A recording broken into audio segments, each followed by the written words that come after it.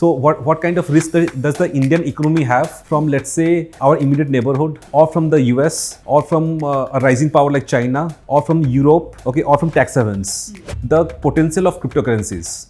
These are new tech products which have immense value in Web 3.0. Yes, I agree that there's a formal economy and there's an informal economy. And when transactions in cash happen, or when transactions in the informal economy happen, they are not subject to TDS, and so that's the reason why there's a chance that some people can run away without paying taxes. Let's say I'm a common man, okay, and I have forgotten to file my income tax return. Okay. So that's not be a reason for imposing a lot of penalty on me or to put me in jail.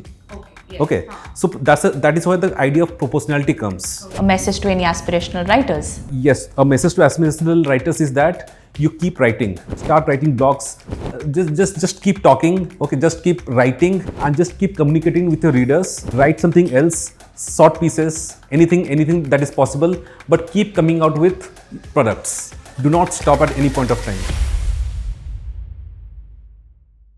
Hello, namaste, and welcome back to our podcast, The Statesman Talk. Today we have with us an esteemed personality who is an IRS officer and an author of several books, Mr. Smarak Swain. So, welcome to The Statesman Talk. How are you doing today? I'm good, Asa. Thank you for having me here. No, thank you for coming. I know you're a very busy man. You've been continuously working and writing new books. And how's the feeling, sir? The feeling is good. It keeps me I keep feeling alive every time I write a new book. And government service is something in which you come across new projects, new problems all the time. So that is also something I look forward to. So you're an active government officer, at the same time writing a book which is again very demanding of your time and patience and a lot of thought and creative process. How do you balance both the things? I'll say that it has generally been challenging, but over time I have learned how to do it. So how it happens is like this. So writing is a creative process. Yes. So you do not have to do it on a daily basis. It comes in spurts. And yes, in government service, if you are in senior management, then something or the other keeps coming. So what I do is I'm always on the job. Whenever something creative occurs to me, I keep thinking about it. I keep I would use the word incubating. Okay. Incubate. Okay. So I keep incubating that idea in my mind. I keep thinking about it whenever I have free time. I keep talking about it with people. Okay. And then when one project is over in the government service, in a government job, or when there is a little bit of relaxed time, I take a few days off, and that is when I start writing. So what I found is that if you think and write, it does take a lot of time. Okay. But if you have thought over it over a long period of time, and then you sit down to write, actually you can complete a book in a period of 1.5 months or 2 months. Do you also take micro notes when you actually, they say that when you have a thought, you have to take notes on the phone and then probably go expand and write and... Yes, I do take micro notes. Okay. In fact, I take it all the time. Okay. And being in government service, one good thing is that we keep meeting people because we are we are public servants. We keep meeting all kinds of people, interesting people, and when we interact with them, our ideas also prosper. Correct. And whenever something new, a new idea comes to us, comes to me, I note it down. Sometimes in my mobile phone, and if it's a long idea, a long piece of idea which I want to put down somewhere, I make a proper digital note of it. Voice note? Not voice note, but I will try that sometime. Okay. I've been told that voice note is much better than the typed notes that I make. Okay. So then, what tips do you have for others looking to balance multiple passions or responsibilities? Okay, so first let me talk about myself.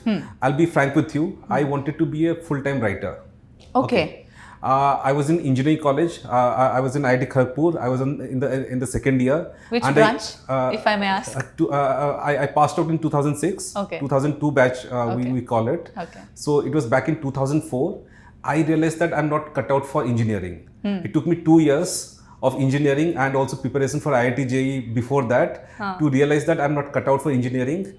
And if I continue here, I'm going to be a major failure.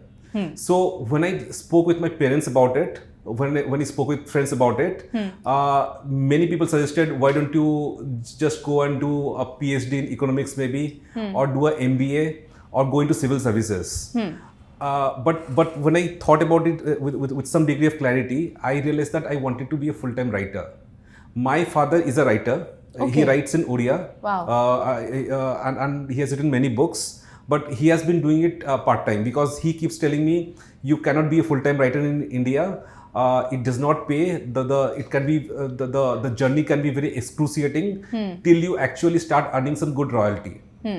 But I was hellbent that I want to be a full-time writer. Okay. About a year or so after that, or maybe 2 years after that, I realized that yes, what my father was saying is correct. Okay. But this is what I want to do. This is what actually makes me feel lively. I see things around and I write about it in my own way. So by doing that, I create my own world. So that is something very fantastic. That is what I found very fantastic. That I have a certain certain degree of power over what I do. Over what I write. But when I realized that I cannot be a full-time writer, then I said, okay, fine. Let me look out for the job which suits me the best, and along with that, I will do writing. Okay. So I took a call that I want to go for civil services. Okay. But a person can very well go for management. A person can very well go for academics or any other job. Definitely not entrepreneurship. Okay. Okay. Why so? Yes. And along with that, you have to keep this idea alive that this is what I want to do. This is my passion, and this is what I want to do. And you have to build a network. Okay, so that you keep exchanging notes with people. Let's say you sing well, and you want to sing, and that is your contribution to the society or the community. So you need to maintain that. You need to be in those circles. You need to maintain that network. And along with that, you need to do your day job. Correct. Okay. Correct. And you have to be very clear that, yeah, this is a day job, but along with that, this is what I actually wanted to do. I don't want to let it go. Okay. Maybe I'll do it part-time, but I will definitely do it. I'll definitely come out with something by which I'm adding creative value, adding, contributing to the world of arts, and contributing to the community at large. So all in all, the burning desire is something that has to be fundamental to pursue a creative field as such, writing, right? Yes. And if you ask me this question again, a very short answer that I can give you is you have to plan it. Because even if you have a day job, even if you have a family at home, even if you have, let's say, kids with whom you who demand your time, you can always find out some time for your creative pursuits. Okay. So you have authored several books. Like your book spans from both fiction and non-fiction, like both these genres.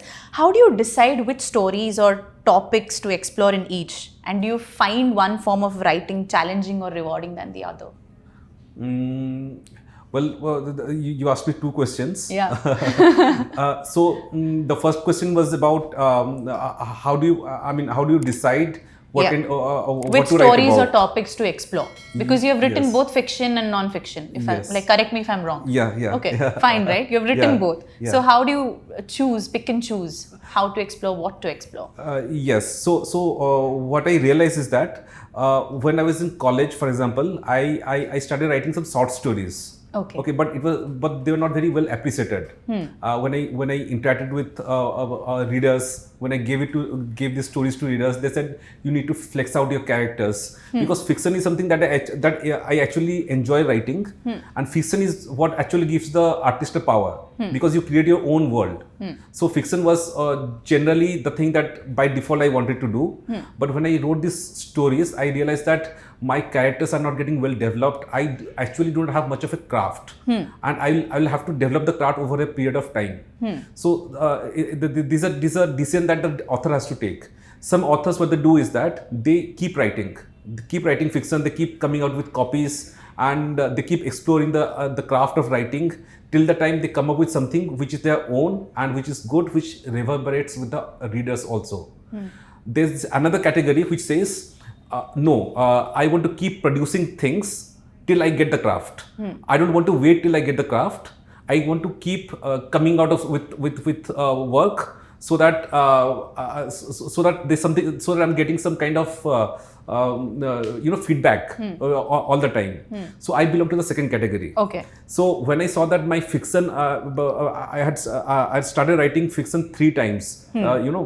Three times I started writing novels. One was on teenage. One was a love story basically. Okay. Okay. One was on the confusions that you have in the teenage, and one was an adventure story. But I could never complete the novels. Okay. I could never really properly create the characters. Then I decided, let me try my hands on non-fiction, because non-fiction is quite easier. It's quite easy. You have to structure your what you want to write. You have to be a little disciplined. So the first and in non-fiction also the craft doesn't come that easily. So what I did is I started off with a textbook. Okay. That is the easiest to do because you have a syllabus. Okay, you have to do a lot of research and then you have to write as per the syllabus. Correct. And I got hold of UPSC Civil Service Psychology Paper 2. Okay. Because there was no study material for that at that time back in 2008 when I was preparing. So I went to libraries, I did a lot of research and I started writing notes. And then I converted my notes into a book. That was your first book? That was my first published book. Published book, yeah. Yes, okay. And that book is doing really well. Even now that is selling about 4,000 copies a year. Oh, that's amazing. And anyone who takes psychology optional for UPSC, they refer to that book. Okay. Anyone who has done that in the last 10 years, they refer to my book. It's kind of it has become a reference book. So what is it called exactly? It's called Applied Psychology. Okay. Cross-cultural and India-specific perspectives. Perfect. Okay. That's amazing, sir.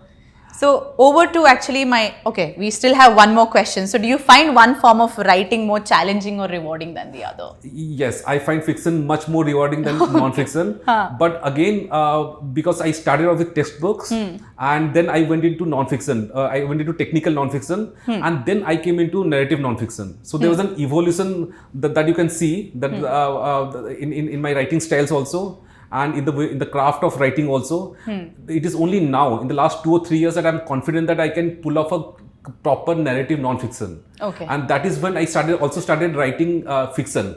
I mean, I actually managed to complete my work of fiction called The Hawala Agent, which I had started writing back in 2016. Okay. I managed to complete it in the height of COVID in 2020. So it took me 5 years. It's a very small book. Okay. A very simple novel, but it took me 4 or 5 years to complete that book. And you published it during COVID? Yes. Okay. But now I'm confident that yes, I can write both fiction, and non-fiction. I have publishers for both. The publishers who have recognized me as an author. So at this point of time, I'm quite established. The craft can never be perfect. I'm still exploring the craft. Of course. But yeah, I'm quite decently established as a writer. That's amazing, sir. Coming on to your next book, Digital Fortunes, will be released by Bloomsbury this month. Yes. So what is this book about? So this book is how I got the idea for this book is I'm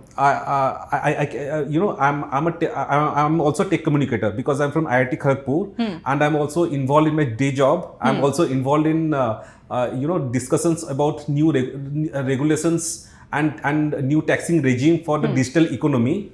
So I keep getting exposed to the new technologies which are coming. Okay. And in the last 30 years, with the rise of the digital economy, many new business models have also come up. The nature of technology has changed. The nature of value creation has changed. Yes. So that is something I have learned here. Okay. But when I go out and talk with people, when I go out and talk with my relatives, with a common man, okay, they're very intrigued by it, but they do not understand what has happened. What has fundamentally changed between the traditional economy and the digital economy. So when we have some new IPO, for example, in which a tech company has listed itself and it has been making a lot of losses in the past few years, but still its shares are valued very high. So people ask me, why are the shares valued so high even though it is a loss-making company? And if I'm a value investor, how do we understand if this company actually has any value? Similarly, in the case of cryptocurrencies, there's a lot of curiosity about cryptocurrencies. Correct. Many of my some of my relatives have actually burnt their fingers by investing in cryptocurrencies, and after that realizing that they're Ponzi schemes. So they say that, okay, fine, all cryptocurrencies are Ponzi schemes, but that is not so. So we have to take a nuanced approach towards cryptocurrencies, because some of these cryptocurrencies, they actually drive the Industrial Revolution 4.0, they drive Web 3.0. They're very promising technologies for the future. Some of them also have the potential of becoming gold standard in the future. Okay, so you should not be losing out on those specific asset classes, investing in those asset classes, because you do not understand the entire world of cryptocurrencies. Correct. That's very tricky anyway, sir. My follow-up question was, where does India stand with crypto? Like, where is it headed? What is it about? Because we commoners, we actually don't have much idea about cryptocurrencies. Okay. So if I can put it this way, cryptocurrencies were never banned in India. Okay, so what RBI had done, the famous story you must have heard about RBI. What RBI had done was that RBI had stated that in a circular, it had stated that the financial institutions should not indulge in any kind of transactions which pertain to cryptocurrencies. So naturally, because of that reason, the crypto exchanges, they got completely cut off from the banking system in India. Okay, so that was a kind of a, if I may put it this way, a pseudo ban. So the Supreme Court lifted that ban, that pseudo ban, as you know. After that, the government has never explicitly talked about banning it or regulating it. It's the gray area. For example, water. Okay, so there is no law in India that says that you can drink water. Correct. Okay. Correct. So if you drink water, whether it is legal or not legal, yes, that is a gray area. Yeah. Okay. Right. I mean, I keep debating this with lawyers, and these are the examples they give me. Okay.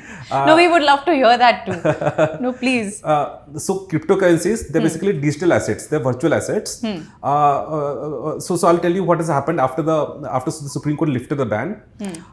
There was an income tax regime that came that talked about taxing cryptocurrencies in a certain way. Okay. Now, income tax can be levied on both legal income and illegal income. So if there's an income tax regime, that does not automatically mean that the government has recognized crypto exchanges or cryptocurrencies as legal. After that, what happened is under the PMLA, the Prevention of Money Laundering Act, there are some reporting obligations on some reporting entities. Okay. So the crypto exchanges were brought into the reporting obligation framework, which means that now they will have to register with FIU and meet some anti-money laundering and KYC requirements. So technically they have to register with FIU. So there's a registration process which is available, and they have to meet some regulatory requirements. Okay. Which are again AML safety regulation. Till now, a consumer protection regulation or an overarching regulation has not been brought for cryptocurrencies. Okay, so it is up to the government. It is still up to the government to decide about the future course of action. So what if the government completely bans it? Then? I don't want to speculate at this point of time, but if you look at the trajectory that cryptocurrencies have taken, you will understand that I mean, people in general, okay, the tech crowd and the intelligentsia, they appreciate the potential of cryptocurrencies. Okay. These are new tech products which have immense value in Web 3.0. And they also have immense value in the future in the industrial revolution that is happening now, Industrial Revolution 4.0. So whatever steps the government will take, it is. I mean, if my personal views are asked about it, absolutely, there will definitely be measured views. Okay. In the interest of the people, society, and the country. Okay. All right. I have a follow-up question. So do you think the Indian taxation system overburdens the salaried class? Your take on it? Okay. It's a question that I have been facing for the last 12 to 14 years. Okay. In fact, I remember when I joined the income tax department, my father asked something similar to me. So there's a perception among the salaried class that they pay more taxes because they cannot hide that their income, and there's a TDS that is deducted on that income. Probably that is true some 15 to 20 years back. Okay. But if you look at the way that the tax system has progressed, the concept of pay as you go, the concept of pay as you go has been now integrated into the tax law also. So pay as you go means that when you do business, when you do any kind of transaction, at that point of time you have to deduct a TDS. Okay. So the TDS has not been deducted only on salary. It has been deducted on many other kinds of transactions. Okay. So on today's date, the umbrella of transactions under which TDS is deducted is wide. Okay. And it covers a lot of businesses. Now, yes, I agree that there's a formal economy and there's an informal economy. Yes. And when transactions in cash happen, or when transactions in the informal economy happen, they are not subject to TDS, and so that's the reason why there's a chance that some people can run away without paying taxes. But then again, you must have seen two trends. The first trend is that there has been a movement from cash transactions to digital transactions. Yes. With the rise of UPI. Correct. And with the kind of discouraging atmosphere for cash transactions, with the kind of enforcement against cash transactions, a majority of the transactions now are happening in through accounts. Correct. Or through digital mode. Most of them don't even remember when was the last time they went to an ATM. Exactly. Because it's all happening over Paytm, and obviously UPI is here. So yes. yeah. In fact, I was scandalized when I went to a remote village a couple of months back for the Viksit Bharat Yatra on duty, and I saw people of the age of 45, 50 in those rural areas who were making payment through their mobile phones. So I thought this is a level of penetration, but of course there are still the penetration is not still that high. It's not 100%. I'm sure, but we're reaching there. Yes, the growth is happening basically. Yes. Okay. So you can say that every section is paying their fair share of taxes on today's date, and the enforcement mechanism ensures that the deterrence mechanism it ensures that they do pay their fair share of taxes. So now the salaried class does not have to bear grudges. Okay. So, but do you see the possibility of any changes in our taxation system once the new government is formed in June? Or what, according to you, should be? That actually becomes a little bit. That actually becomes a question which I'm not supposed to answer, being a government servant. Okay. Okay.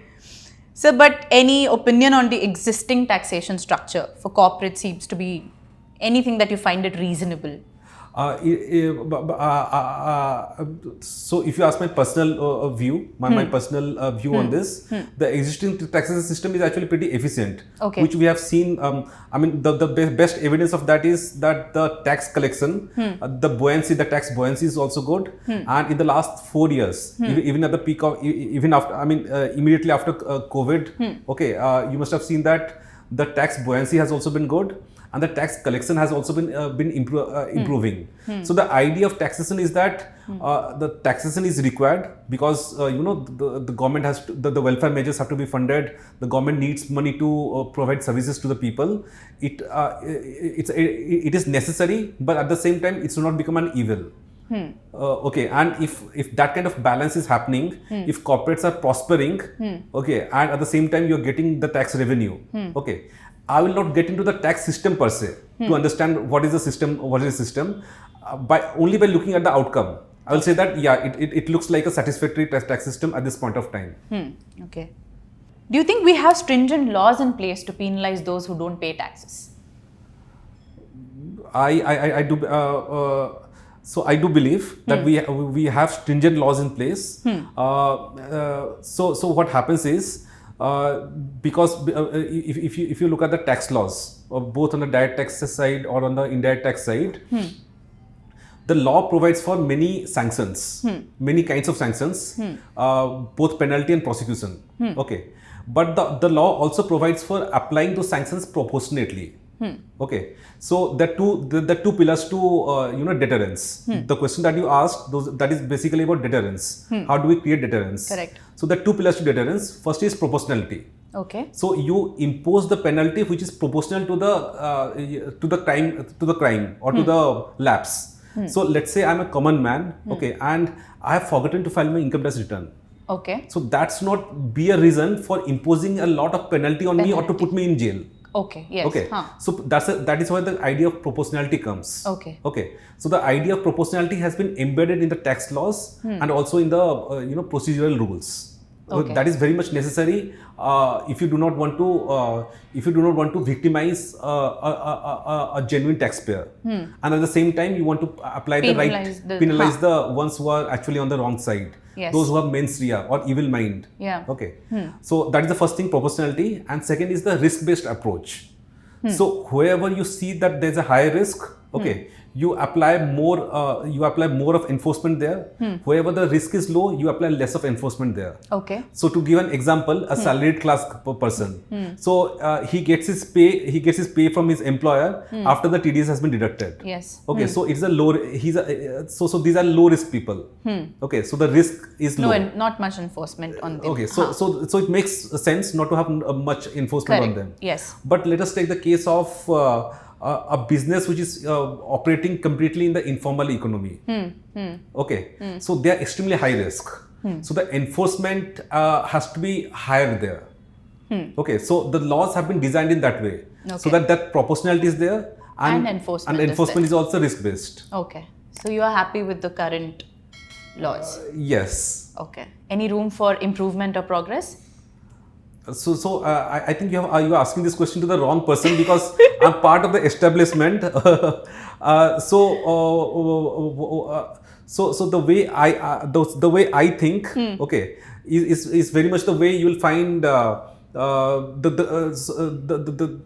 current situation. Probably you will find me a status quoist. If you talk to any government servant, okay, you'll find most of the government servants to be status quoist, because they believe, I mean, what they find in the office, okay, maybe they're not satisfied at times, but frankly, if you talk to me, I'm satisfied with what I see and the way that the tax laws are organically developing. Okay, sir. Now I have a question for the writer in you. Okay. So, are there any more projects or topics you want to explore, or any more books lined up? There's no book lined up at the moment. I'm taking a break, but as I told you, the writing takes only 2 months time, 1 month or 2 months. It is the incubation part. It's a thinking part which takes a lot of time. So there are a couple of ideas I'm juggling with. So one idea is about one idea is about economic warfare. Okay, so what are the theaters of economic warfare that India has to deal with? So most people have not explored this. That is what I realized when I looked at the literature. So what kind of risk does the Indian economy have from, let's say, our immediate neighborhood, or from the US, or from a rising power like China, or from Europe, okay, or from tax havens? Okay, so what are those economic threats that India faces, and can we break down the economic warfare scenario into theaters? So that is something I'm exploring. Okay, that's interesting. So, like coming back to the UPSC and aspirants who are like constantly working very hard to crack the exam and become a civil servant in India, what's your message to them? Oh, well, my message to them would be, so if you give me a moment to gather my thoughts, absolutely, because I have a lot of things to tell them, but please, sir, you should make use of this platform, because I want our viewers to know about it, because there are a lot of aspirants who want to become civil servant, who are trying hard every single attempt, and I know it's one of the toughest examinations to give as well. Yeah, so the examination apart, what I want to communicate to the aspirants is that it's not about the exam, it's about the job basically. So India is one of those countries, those few countries in which the government's the civil service is very exclusive. Most of the civil servants on today's date are hired at only one entry level, And once they are hired, then they get into the service, and most of them retire from the same service. There's a lot of variety because it is an exclusive bureaucracy, and you are posted at higher ranks. So there's a lot of variety, there's a lot of exposure, and there's a lot of mental satisfaction that you get by working for the people. So if you have decided to write this examination, well done. I mean, that's a good thing. That's a good decision that you have taken. But again, as I told you, it is a very exclusive bureaucracy. Because it is very exclusive, many people do not make it. If one person makes it, 10 people do not make it. Correct. But those 10 people who do not make it are actually much more talented than that one person who has made it. Okay. I can tell that because when I was preparing for civil services, I had come to Rajendra Nagar. I was staying here in a dormitory, and I met people who are much more talented than me. And what I realized was that it is there's some degree of gamble also involved in the examination. Okay. So there's some degree of merit, but the merit stops at one point of time. When you have to take only 10 people out of 1,000 people, okay, you cannot find out the top 10 people by merit. You can find out the top 100 people or top 200 people by merit, but finding out the top 10 people is very difficult. So you call it a gamble. So or is there another parameter for it, or something that we don't know about? Or there is actually no objective parameter. Okay. And in fact, what I have seen is that some of my friends in the first attempt they got a very low rank, say 500 rank, and then in the second attempt they got very high rank, and then in the third attempt they again got lower rank. Okay. I have seen people who have attended the UPSC interview. In one attempt, they have got very low numbers. In the next attempt, they have got very high numbers. If it is a personality test, okay, how come you are getting so low numbers in one year and so high numbers in another year? So yes, there is some degree of gamble. Okay. So the good thing is that out of the 100%, the 80% who may not be meritorious, they get removed automatically. Okay, in the preliminary examination, Correct. in the mains examination. But out of the rest 20%, okay, many of them are meritorious. Some of them are unable to clear the mains examination. Some of them are unable to clear the interview examination. And I see that they give the exam again and again. It makes sense because it is such an exclusive bureaucracy, and there is so much of exposure to be had. So it makes sense to give the exam 3 times or 4 times. But those who are unable to make it, they are very meritorious. They are very talented, and going ahead in life, it's highly possible that they will be much more successful and they'll be able to contribute to the community and the society more than what a civil servant does. Okay. So the message that I wanted to give was to those people who have not been able to make it, not to those people who have made it. Yeah. I'm sure, sir. And to a message to any aspirational writers. Yes, a message to aspirational writers is that you keep writing. So that is one thing that people forget to do, because as artists, if we start behaving like artists, the thing is that an artist and a project director, okay, there's a difference between an artist and a manager. An artist always looks at things randomly. Okay, he believes in chaos. He dwells in chaos. And what he does is that he wants to come up with something that he finds satisfactory. It may not be the case for you all the time. It may take you a long time to develop that craft. Okay, so in that interim period, okay, if you lose focus, then it's possible that you will completely lose focus. So in that interim period, I would request you to think like a manager.